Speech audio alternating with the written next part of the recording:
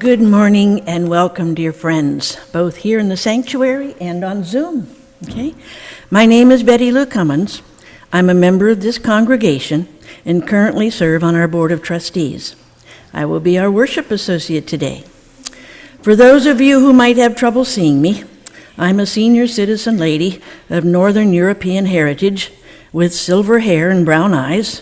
I'm of middling height and weight, and today I'm wearing a black top and a multicolored skirt and a straw hat.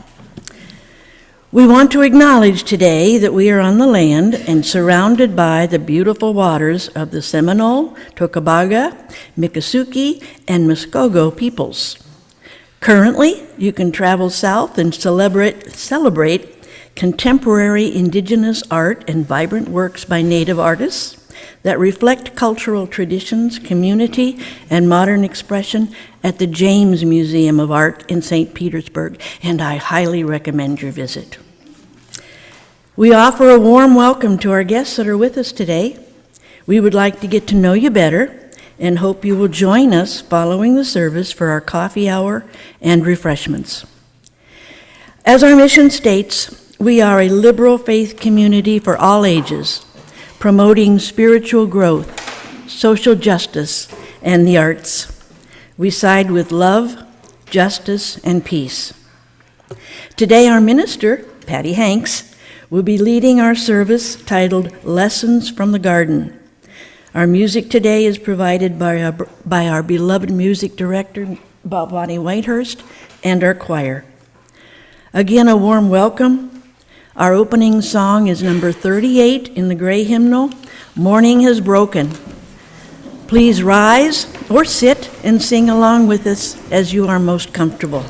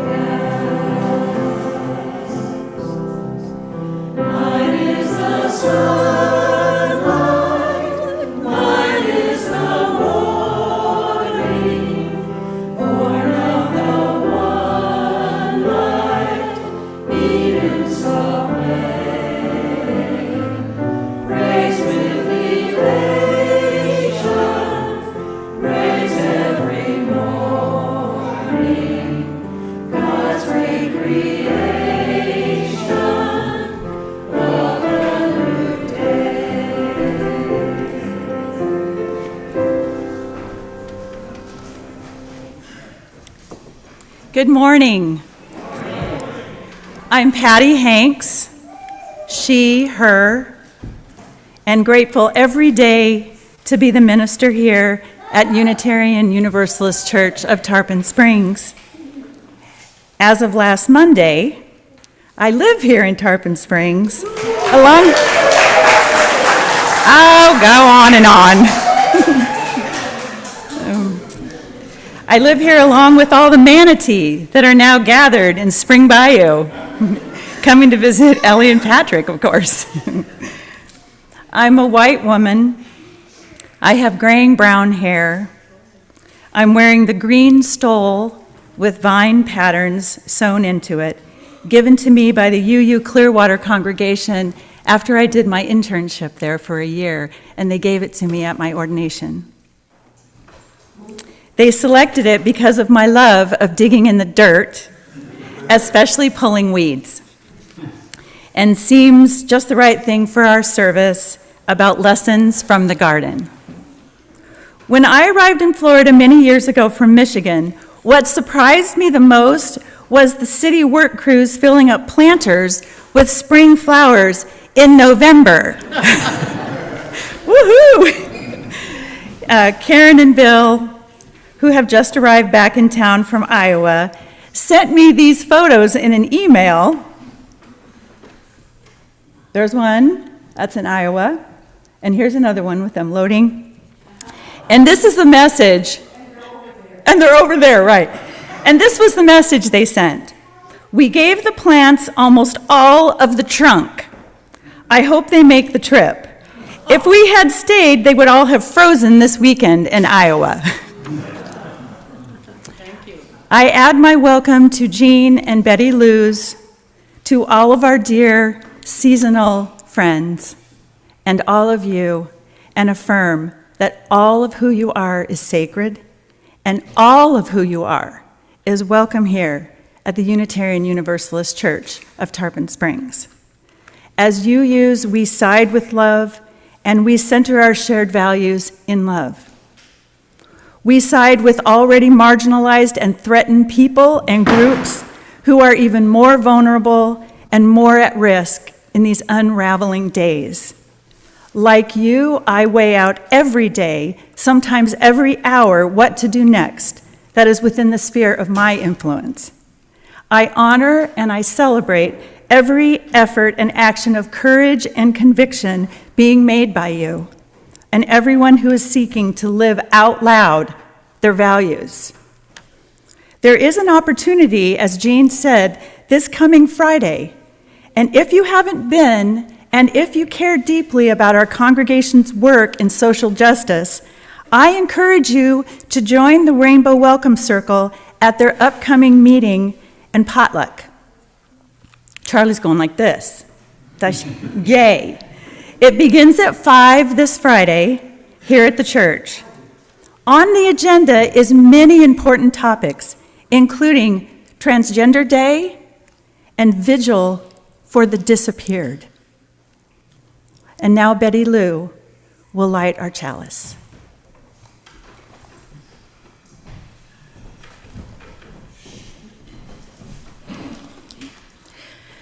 We light our chalice with words from Reverend Margaret Kipp, a minister emerita of the Unitarian Universalist Church of the Monterey Peninsula in Carmel, California. Let us kindle this flame to renew age-old communion. Let us plant seeds to sprout fresh tendrils of friendship. For as surely as we belong to the universe, we belong together. We gather to transcend the isolated self, to reconnect, to know ourselves, to be at home here on earth, under the stars, linked with each other. Let the hope of love and fellowship be born in us anew.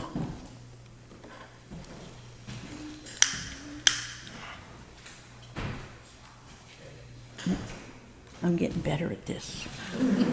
Okay. Unitarian Universalism is a covenantal faith. Will you join me now as we read together our congregation's covenant on the slide? We strive to look for and encourage the best in each other as we move toward justice, peace, and love for both ourselves and the world. And when we fall short, we will seek understanding, reconciliation, and a return to covenant. Each week, we sing together Spirit of Life, number 123 in the gray hymnal. Thank you, Ellie Wolf-Mulick, for helping us sign, and you are very welcome to sign along with her. And either stand or sit as you feel comfortable.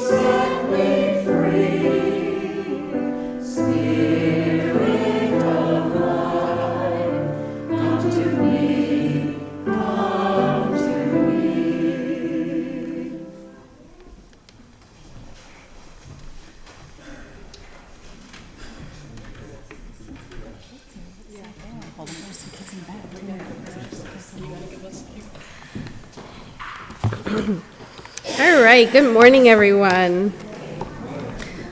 Welcome, welcome, our usual faces. I'm seeing a lot of them come back, which is so exciting. My daughter was excited to know that you guys are here, so thank you. So today's story is going to be a little different, but do you want them to come up now? Yeah. All right. Really? Come up here and hold it? Sunny, are you kiddos ready to come help? What do you want to do after the slides? We'll see. We'll see. Some of them might come now.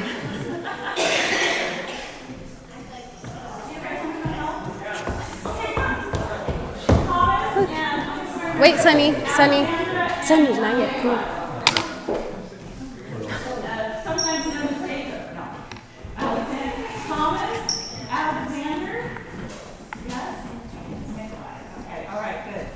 Let's start out over here, tallest. This is tallest. Okay. This is curliest. You want to be curliest? All right. Silliest? Pointiest, dandiest. So Lani, Let's see. she wants to come? Whoa. We got one more little baby. Oh, we got somebody? Yeah, we got a little baby. Let's see. Come back, Charlie. Do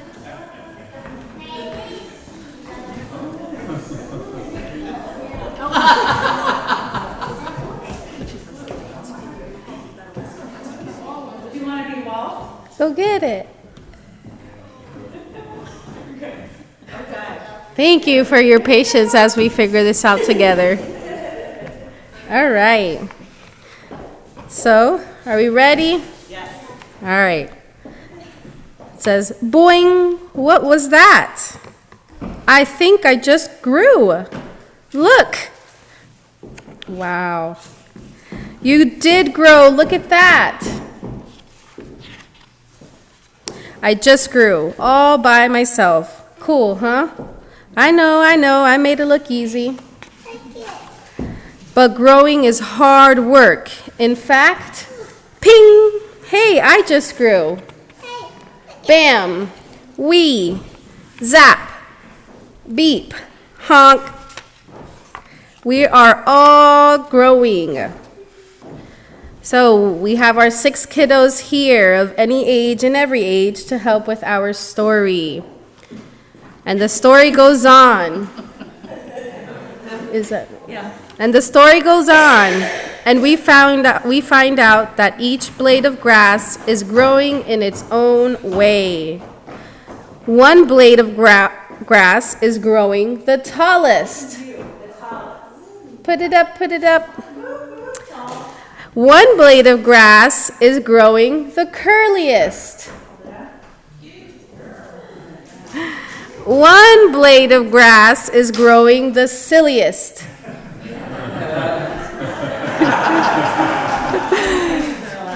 One blade of grass is growing the pointiest. One blade of grass is growing the dandiest and does not like to be called a weed. One blade of grass named Walt, who has been around many seasons, is not the tallest or the curliest or the silliest or the pointiest or the dandiest. Walt is not sure who he is. And then along comes the lawnmower for the season's first grass haircut. All the other grass is worried. Oh no, haircut, they say, what a mess. Walt says, we will grow again. We will grow and grow. And then Walt gets out a rake and cleans up. And all the grasses say, you are neat. And you are wise. You are so neat. You are the neatest. And Walt says, I am the neatest. We are all the somethingest. The end. I'm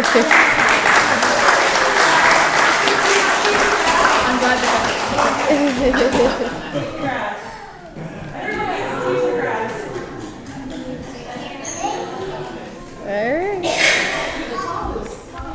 Do we grab a plant?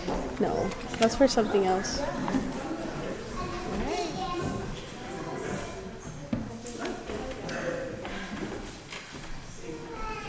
Jamie.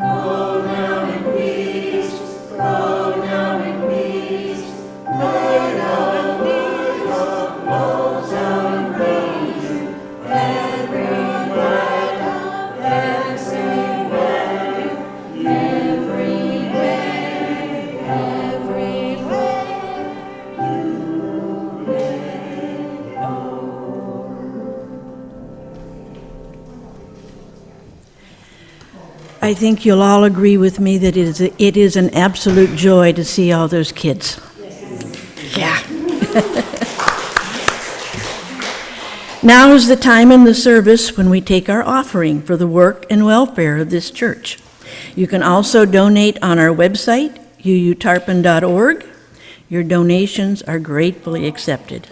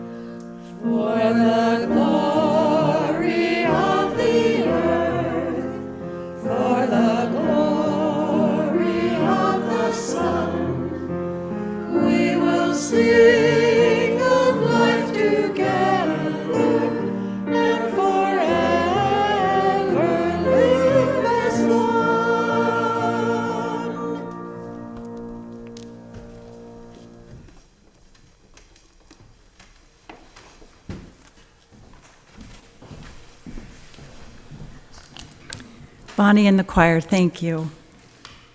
And Bonnie, congrats on the publication of your new children's book, All Kinds of Music.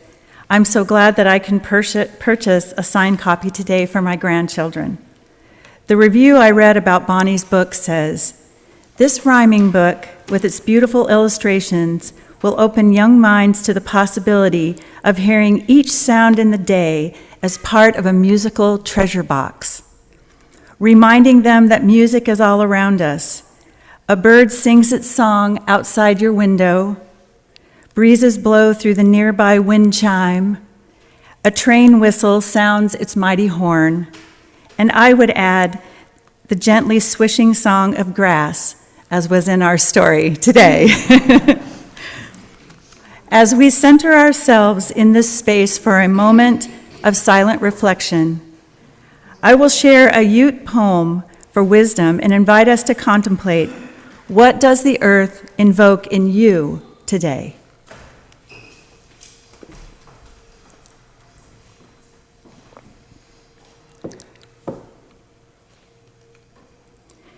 Earth, teach me stillness as the grasses are stilled. Earth, teach me humility as blossoms are humble with beginning. Earth, teach me courage as the tree which stands all alone. Earth, teach me hope as the seedling which rises in the growing season. Earth, teach me to remember kindness as dry fields weep with rain.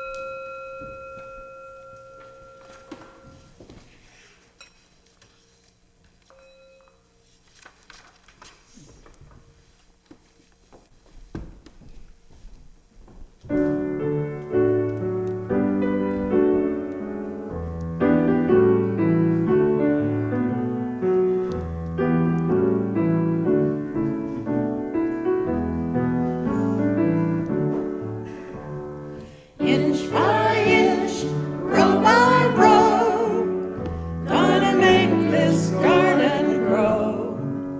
All it takes is a rake and a hoe and a piece of fertile ground. Inch by inch, row by row, someone bless these seeds I sow. Someone warm them from below till the rain comes tumbling down. Pulling weeds and picking stones, we are made of dreams and bones. Feel the need to grow my own, 'cause the time is close at hand. Grain for grain, sun and rain, find my way in nature's chain. To my body and my brain, to the music from the land. Inch by inch, row by row, gonna make this garden grow. All it takes is a rake and a hoe and a piece of fertile ground. Inch by inch, row by row, someone bless these seeds I sow. Someone warm them from below till the rain comes tumbling down. Plant your rows straight and long, temper them with prayer and song. Mother Earth will make you strong if you give her love and care. Old crow watching hungrily from the rain's perch in yonder tree. In my garden I'm as free as the food that feed from there. Inch by inch, row by row, gonna make this garden grow. All it takes is a rake and a hoe and a piece of fertile ground. Inch by inch, row by row, someone bless these seeds I sow. Someone warm them from below till the rain comes tumbling down. Yes. There's seats. I'm gonna sit over here. Okay.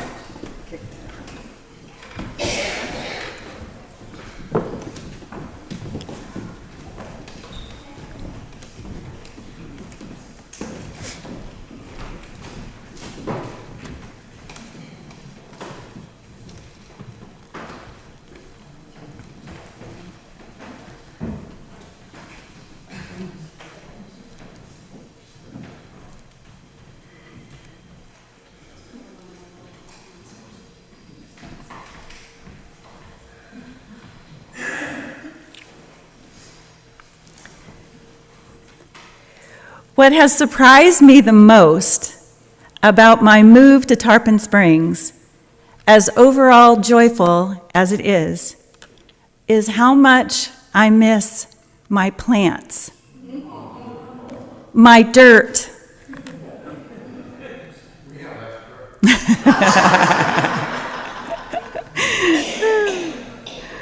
I underestimated how this would feel.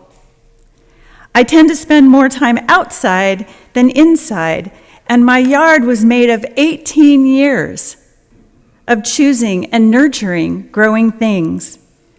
Before driving from our house in St. Petersburg to Tarpon, my last task, after making sure the refrigerator and the stove were respectfully clean, mess, was to cut starters from my favorite deer plant friends.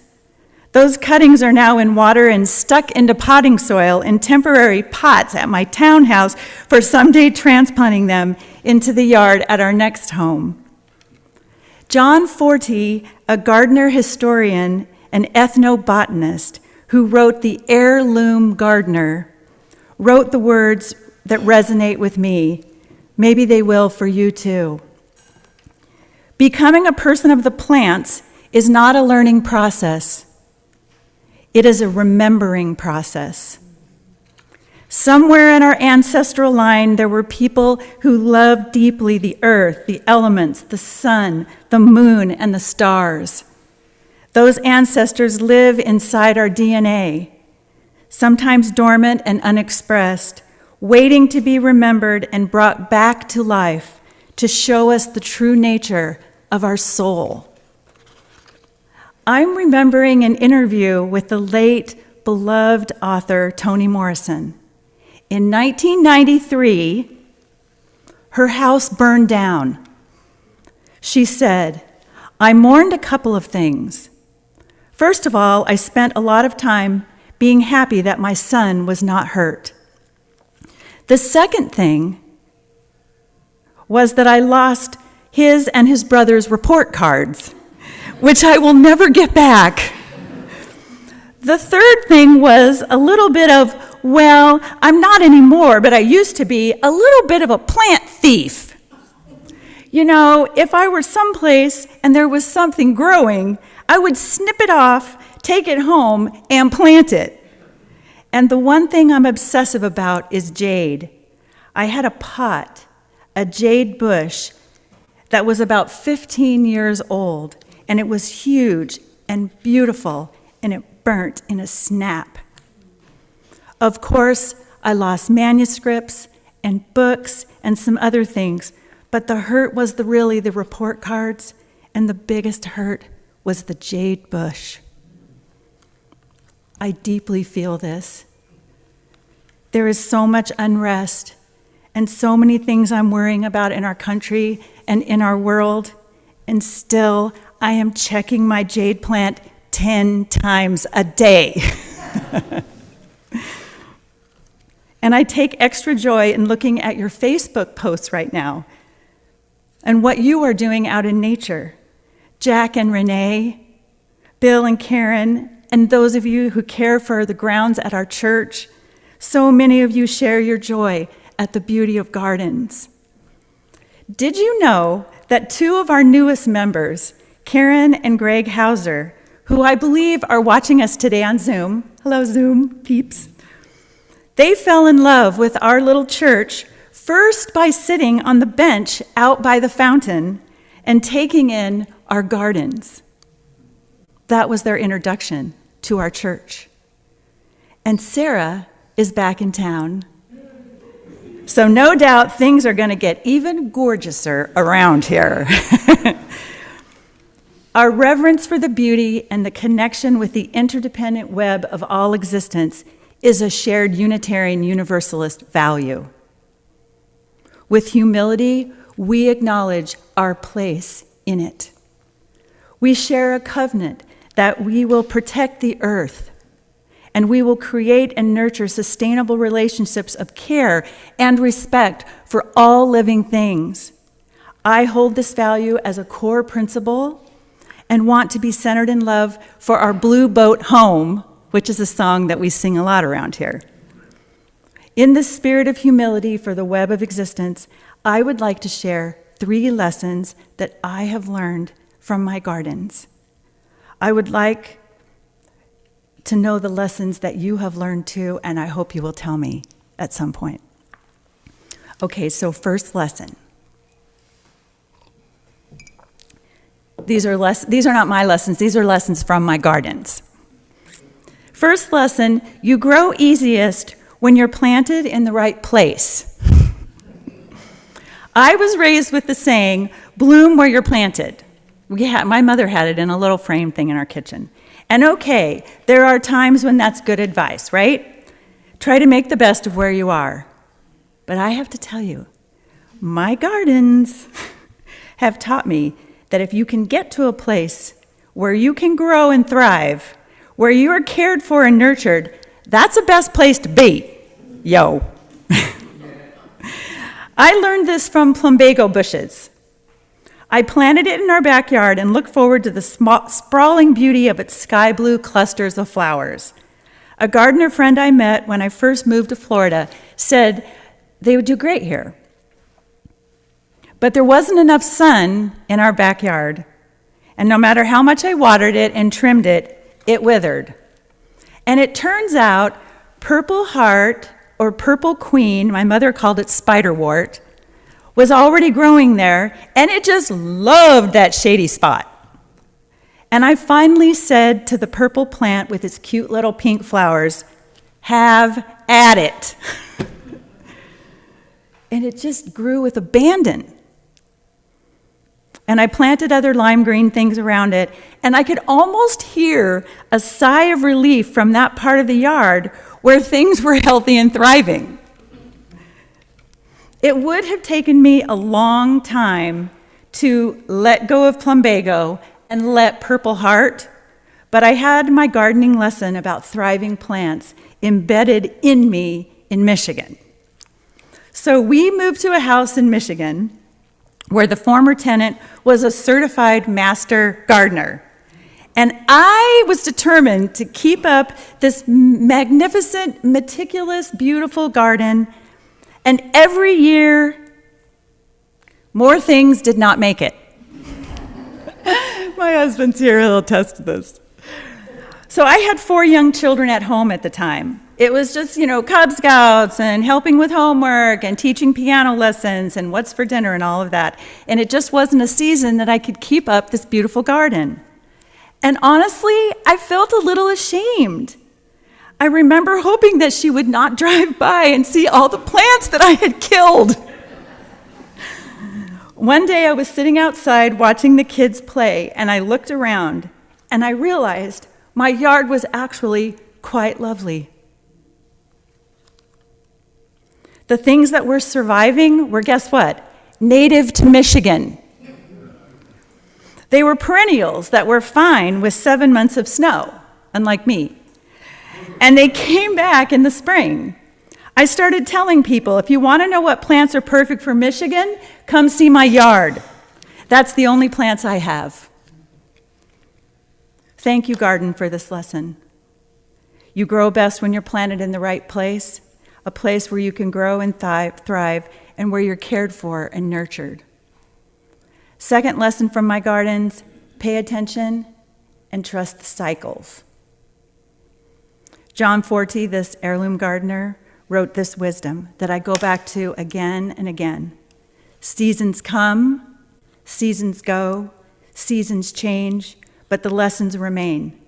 You can't force a season to last if its time has passed, or always tell when a new one is beginning. Watch for the signs. Blooms will be singing the success songs of summer, and then quietly October, and then November, and then December will arrive. It's so beautiful, his words. Blooms will be singing the success of summer, and then quietly October, and then November, and then December will arrive. This Southern California girl never got used to 7 months of snow in Michigan. sometimes snow on Easter and Halloween. But I did learn about trusting the garden cycles. Every year on Mother's Day at the church we attended, the kids in the congregation gave us crocus or daffodils or tulips, bulb flowers. I went home and planted them, and about 50% of the time, the last frost of the year wilted them. As a new gardener, the first year, I assumed they died. But as you know, and as I learned, they come back in the spring like a little miracle, popping up yellow and purple. Thank you, garden, for this lesson. Pay attention and trust the cycles. And the third and final lesson for today from my gardens, there is wholeness and holiness and transcendence out there in the dirt. My gardens have taught me that no flower or plant says to the other, "You cannot be here."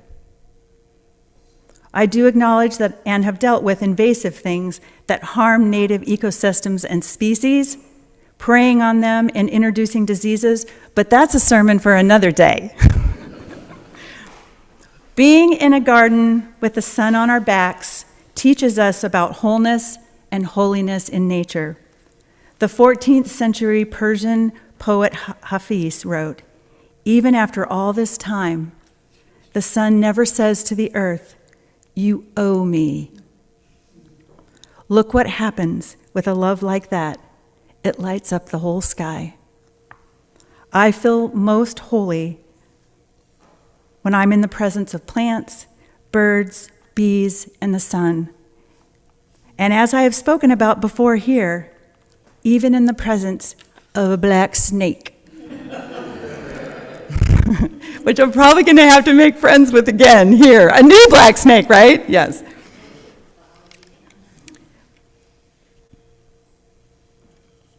In a garden when my phone is far away, and I am in the presence of the sight and sounds and smells and touch of the world, I have many times received the answers that I seek. Where are your places of connection? What spots are holy to you? Where do you go for wholeness? Are you getting there enough? Ursula Goodenough, a biologist and a spiritual naturalist, calls that connection we feel in nature horizontal transcendence. She says it is the experience of participation, attunement, and delight with the immediate and ongoing and unpredictable. Goodenough writes that many of us are taught in religious settings that transcendence is only configured vertically, something that you only get when you look up to something or someone that supersedes nature and the world. I want to close with a heart full of gratitude for the lessons from the gardens that I have known. You can grow best when you're planted in the right place, a place where you can grow and thrive, where you are cared for and nurtured. Pay attention and trust the cycles. There is wholeness and holiness and transcendence in the dirt.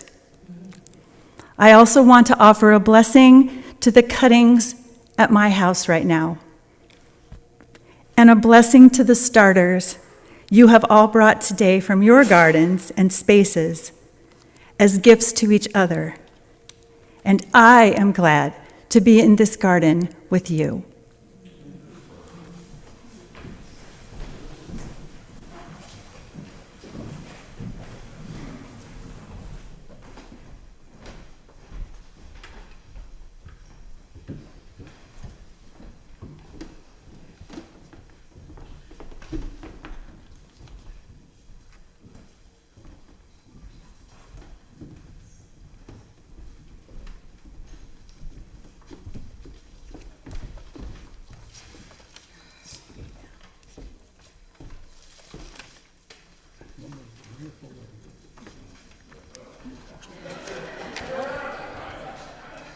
Come on. Oh, we gotta get up.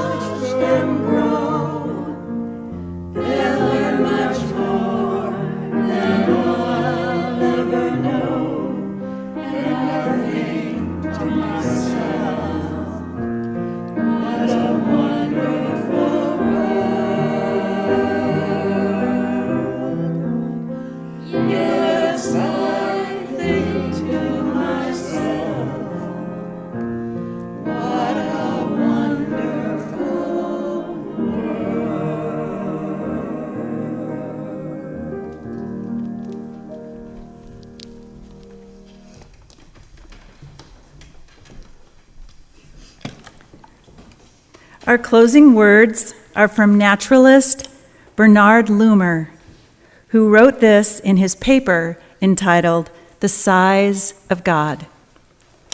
The world is the source and the preserver of meaning, because the creative advance of the world in its adventure creates a cause. Because even in our desecration of our space and time within it, the world is holy ground. And because it contains and yet enshrouds the ultimate mystery inherent within existence itself. He continues, and if the world is holy ground, which I think it is, then its holiness generates an ethic that calls for us to question every sacred norm and transform all we can into care for each other, for justice, and for compassion.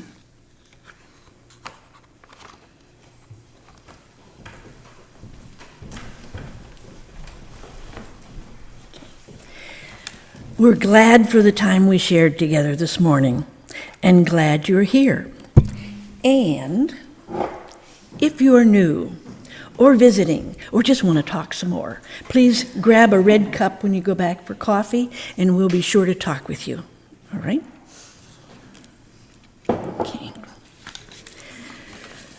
We extinguish our chalice with words of carrying our flame in our hearts and back to our homes.